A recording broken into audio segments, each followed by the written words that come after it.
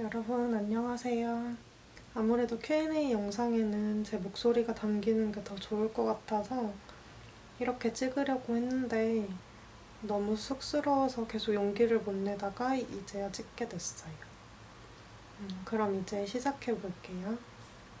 저는 91년생 29살입니다. 공무원, 시험, 준비생 또는 수험생의 약자예요. 각 지역의 국공립병원이나 시립병원 또는 보건소에서 근무를 해요. 작년 2월부터 혼자 조금씩 공부하다가 6월부터 인강을 들으면서 제대로 공부를 하기 시작했어요. 그래서 제대로 공부한 기간은 1년이에요. 저는 병원에서 3교대를 하면서 일하는 게 너무 힘들었고 몸도 안 좋아졌었고 그래서 그만뒀는데 제가 학생 때 보건소로 실습을 나갔을 때 좋았던 기억이 있어서 3교대도 안 하고 주말에는 쉬는 간호직 공무원을 준비하게 되었어요. 병원 임상 경력은 1년 좀 안 돼요. 저는 자격증 공부할 시간에 시험 공부를 더해서 한 문제라도 더 맞자라는 생각을 해서 자격증을 따로 따놓진 않았어요. 저는 일을 할 때 모아놓은 돈으로 공부를 했고 모아놓은 돈이 많지 않아서 최대한 절약하면서 공부를 했어요. 좀 전에 말씀드린 것처럼 최대한 절약을 해야 돼서 집공을 선택했고 학원은 너무 비싸고 도서관이나 독서실을 가도 독서실비 그리고 식비가 따로 들어서 집공을 선택했어요. 그리고 저는 학생 때도 도서관이나 독서실에 다니지 않고 집에서 혼자 공부하는 게 습관이 돼서 집공을 선택하기가 더 수월했어요. 병원에서 힘들게 일했던 때를 계속 생각했고 열심히 공부해서 다시는 병원에 가지 말자. 그리고 그때보다는 지금 공부하는 게 훨씬 행복하다라고 생각을 하면서 공부를 했어요. 그리고 유튜브에서 실시간 공부 방송을 했던 게 규칙적인 생활을 하는데 도움이 많이 됐어요.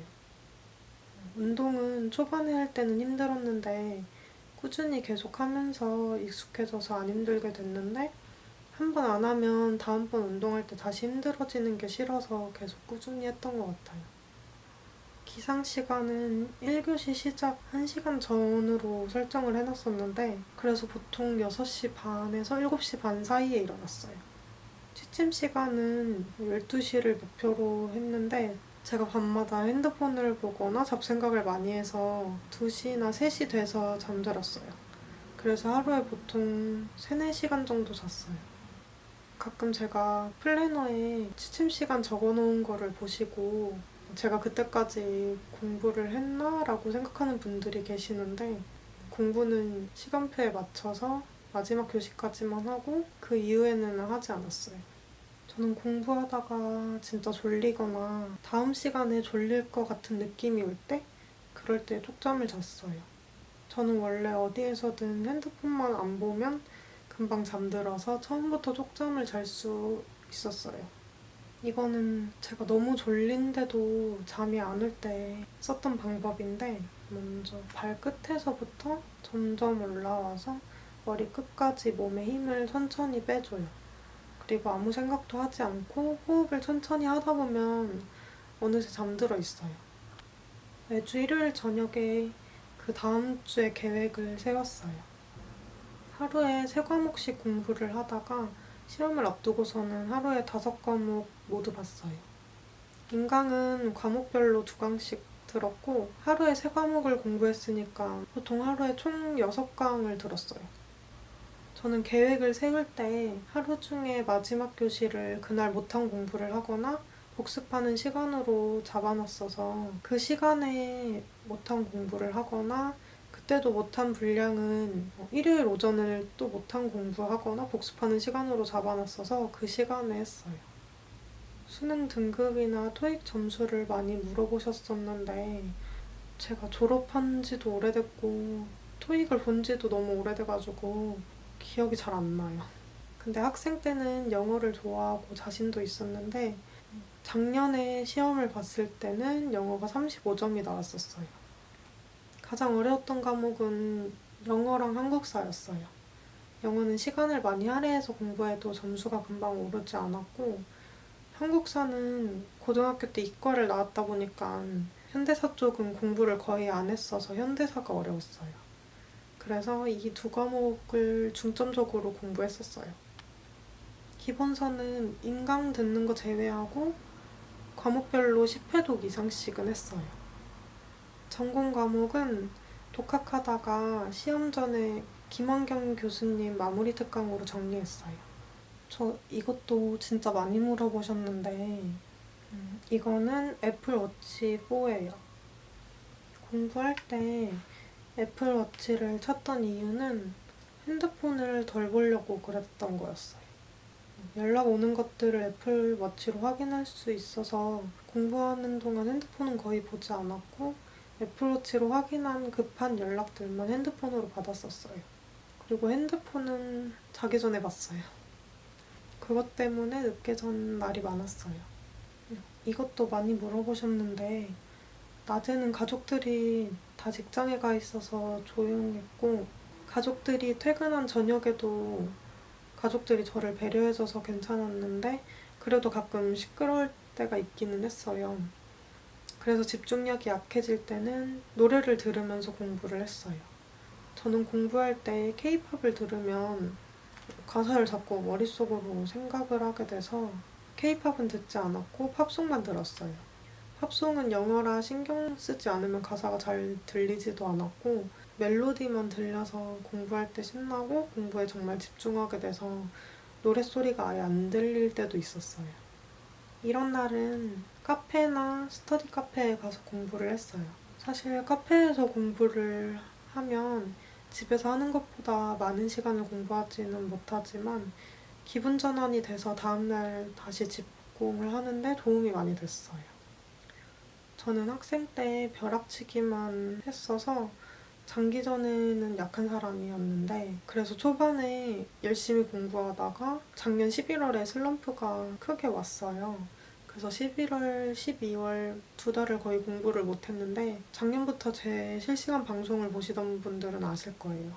두 달 동안 방송을 한 날이 거의 없었는데 그게 슬럼프 때문이었어요. 그때는 하루 종일 아무것도 안 하고 누워서 잠만 자고 진짜 페인처럼 지냈어요. 근데 누워있는 게 지겨워질 때쯤 생각이 든 게 슬럼프가 열심히 공부했는데 제 생각처럼 성적이 오르지 않아서 왔던 거라 이걸 극복할 수 있는 건 계속 열심히 공부하는 거밖에 없더라고요. 그래서 2019년을 앞두고 새로운 마음으로 계획도 다시 세우고 공부랑 유튜브 모두 열심히 해서 극복할 수 있었어요. 브이로그를 보신 분들은 아시겠지만 쉬는 시간에 고양이들도 보고 쉬는 날에는 멀리 바람 쐬러 가서 맛있는 것도 먹고 영상 편집도 하면서 스트레스를 풀었어요. 원래 제가 나가서 노는 거를 좋아해서 집에만 있으면 스트레스가 계속 쌓여서 주기적으로 밖에 나갔어요. 공부하는 동안에 게임은 아예 안 했어요. 짜여진 시간표에 맞게 생활하느라 게임할 시간도 없었고 또 한 번 시작하면 몇 시간이 훌쩍 가버리는 걸 알아서 아예 시작을 안 했어요. 저는 시험지 순서대로 국어, 영어, 한국사, 전공 과목 이렇게 풀었어요. 전에는 하루 종일 공부하면 눈이 빠질 것처럼 아프고 엄청 피로했는데 블루라이트 차단 안경을 낀 뒤로는 잠을 많이 못 잔 날 빼고는 눈이 피로한 적은 없었어요. 찾아보니까 LED 조명에도 블루라이트가 나온다고 하는데 그래서 효과가 있었던 것 같아요. 제가 실시간 방송에 사용한 캠은 로지텍 C922이고 브이로그 촬영에 사용한 카메라는 핸드폰 카메라를 사용했는데 핸드폰은 아이폰 XS 맥스예요. 저는 방송할 때 데스크톱을 사용을 해서 노트북은 어떨지 모르겠어요. 근데 아마 노트북은 발열이 심한 걸로 알고 있어요. 저는 장작 타는 소리는 듣지 않았어요. 제가 첫 번째 브이로그 영상을 업로드한 다음에 그거를 보고 오신 시청자분들이 많았는데 시청자가 많아지면서 어그로를 끌려고 들어오는 사람들이 많아졌어요. 근데 제가 공부하는 동안에는 채팅창을 관리하기가 어려워서 공부 시간에는 닫아놨었어요. 대신 쉬는 시간, 식사 시간에는 열어놨어요. 영상 편집은 일요일 반유 때 했고 블로그 업로드는 매일 잠자기 전에 했었어요. 저는 어도비 프리미어 프로 CC를 사용해서 편집을 하고 있어요. 운동은 유튜브에서 빌리부트 캠프 영상을 보고 했고 이게 유산소랑 무산소 운동이 같이 되고 맨몸으로도 할 수 있어서 홈트로도 좋고 체력 기르기용으로도 좋아요. 아프거나 너무 피곤한 날 빼고는 매일 했어요. 운동 시작 초반에는 운동을 하고 나서 공부를 하면은 피곤한데 운동을 꾸준히 하다 보니까 나중에는 운동한 뒤에 공부를 해도 피곤하지 않더라고요. 확실히 체력 길러진 게 느껴졌어요. 원래 제가 허리 디스크가 있어서 오래 앉아있으면 허리가 아팠는데 듀오백 의자로 바꾸고 자세를 바르게 해서 공부한 뒤로는 허리가 아프지 않았어요. 대신 자세가 조금이라도 흐트러진 날은 허리도 아프고 심하면 다리까지 아팠어요. 그리고 계속 앉아있기만 하면 다리도 붓고 아파서 공부하다가도 중간중간 일어나서 스트레칭을 했었어요. 커피는 매일 마시지는 않고 너무 졸린 날만 한두 잔 마셨어요. 저는 커피를 마셔도 잠을 잘 자서 다음날 공부에는 지장이 없었어요. 이것도 진짜 많이 물어보셨는데 이거는 인터넷에 트위스터 텀블러 검색하시면 나올 거예요. 여기 아랫부분에 건전지가 들어가고 이 버튼을 누르면은 얘가 자동으로 섞어줘요. 네. 일로와 미미.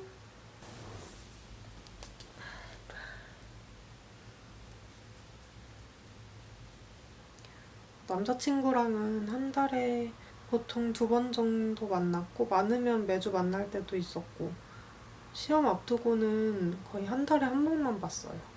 친구들은 모두 직장을 다니고 결혼도 하고 각자 일이 바빠서 분기별로 봤던 것 같아요. 면접 강의로 친구가 추천해준 피티윤쌤 강의를 들었어요. 그리고 스터디는 따로 하지 않았고 가족들이랑 남자친구랑 연습을 하면서 준비를 했어요. 다행히 피티윤쌤 워크북에 나온 예상 질문들이 실제 면접에서도 대부분 나와서 대답을 모두 할 수 있었어요. 그런 느낌은 전혀 없었고 대신 이렇게 했는데도 합격 못하면 이건 정말 내 길이 아니다 라고 생각을 했어요. 이전에 제가 공부한 영상들을 보고 공부한다는 분들이 많이 계셔서 그 영상을 남겨두려고 해요. 저도 이거에 관해서 많이 찾아봤는데 아직 유튜브에 관한 뚜렷한 법령이 없다고 해요. 근데 영리 목적으로 할 시에 관계기관장의 허가가 필요하고 비영리적으로 한다면은 가능한 걸로 알고 있어요. 저도 계속 알아보고 있는데 교사들에게는 유튜브 관련해서 이미 공문이 내려왔다고 해요. 그리고 일반 공무원도 올해 말쯤에는 뭔가 정해질 거라고 들었어요.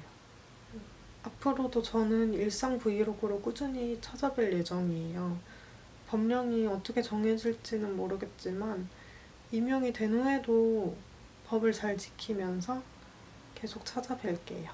물론 업무 시간의 모습을 보여드리기는 힘들 것 같지만 제 일상 그리고 고양이들의 모습도 계속 영상으로 보여드릴게요. 그리고 플래너에 계획 세우는 법, 과목마다 공부 방법, 영양제 이런 거 질문도 많이 해주셨는데 이거는 제가 따로 영상을 만들어서 올릴 예정이에요. 혹시 먼저 알고 싶으신 분들은 더보기란에 있는 제 블로그에 들어가시면은 합격 수기가 있는데 거기에서 보실 수 있어요. 예전부터 Q&A 영상 요청해주신 분들이 많았는데 늦어서 정말 죄송하고 모든 질문에 답변해드리지 못해서 정말 죄송해요. 그리고 구독자분들께 다시 한번 진심으로 감사드린다는 말씀을 하고 싶어요. 오늘의 제가 있기까지 여러분들의 도움이 정말 컸어요. 감사합니다. 오늘 Q&A 영상 끝까지 봐주셔서 감사하고 영상이 즐거우셨다면 좋아요와 구독 부탁드려요. 그럼 다음 영상에서 뵐게요. 안녕.